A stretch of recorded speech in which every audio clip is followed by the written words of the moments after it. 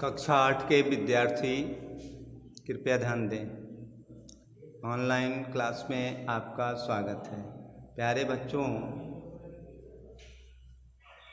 आज आपका पाठ 3 सच्ची वीरता में निबंध से कुछ प्रश्नोत्तर दिए गए हैं। आप अपनी पुस्तक में देखें, दाहिने पर लिखा है निबंध से, तो इसमें निबंध से प्रश्नोत्तर है। तो पहला प्रश्न किसने क्या कहा, कोष्टक में दिए गए नामों से चुनकर वाक्य के सामने लिखिए। तो ये कोष्टक में जो दिया गया है, महाराजा रणजीत सिंह, मंसूर, नेपोलियन बादशाह 4 हैं और 4 आपके ऑप्शन भी दिए गए। अनलहक अहम ब्रह्मास्त्र, ये किसने कहा था? मंसूर ने कहा था। और दूसरा है मैं तुमको अभी जान से मार डालूंगा, ये किसने कहा? बादशाह ने कहा। और अटक के पार जाओ, ये महाराजा रणजीत सिंह अपने फौज से कहा। आलपस है ही नहीं, ये किसने कहा? वीर नेपोलियन ने कहा। अब दूसरा प्रश्न है, लेखक के अनुसार दुनिया किस पर खड़ी है? प्रश्न नंबर 2 आप देखें, इसमें पूछ रहा है लेखक के अनुसार दुनिया किस पर खड़ी है। अब का है? का में कह रहा धन और दौलत पर, यह गलत है। ज्ञान और पांडित्य पर, यह भी गलत है। हिंसा और अत्याचार पर, यह भी गलत है। धर्म और अटल आध्यात्मिक नियमों पर टिकी है।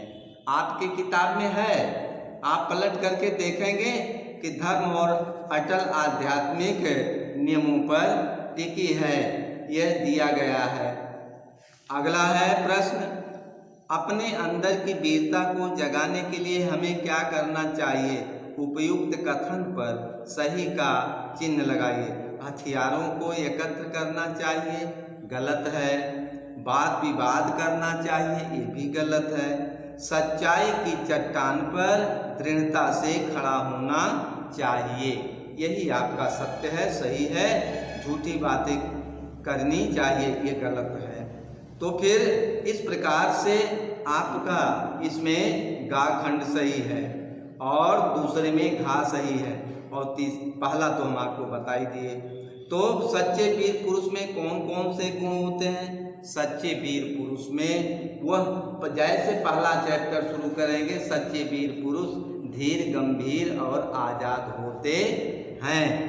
यही धीर, वीर और गंभीरता के गुण होने चाहिए।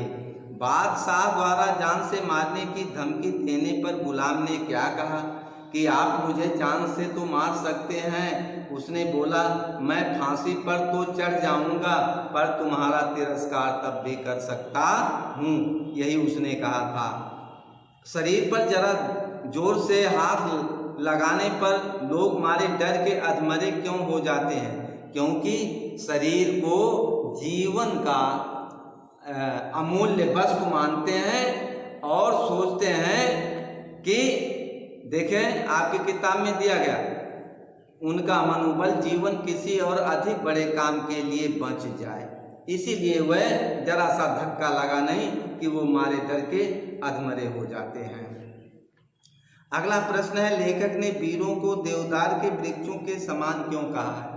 क्योंकि देवदार के वृक्ष ना तो लगाए जाते हैं, न गाड़े जाते हैं, न उसमें कोई पानी देता है, न उसे सींचता है, न उसकी रखवाली करता है।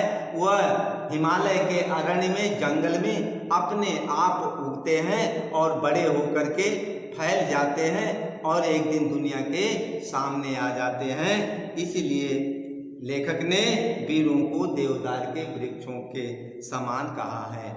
तो प्यारे बच्चों, यह आपका प्रश्न उत्तर समाप्त हो गया। आप इसे अपनी कॉपी में अच्छी तरह से नोट कर लें और फिर हमको जब विद्यालय खुलेगा तो दिखाएं। धन्यवाद।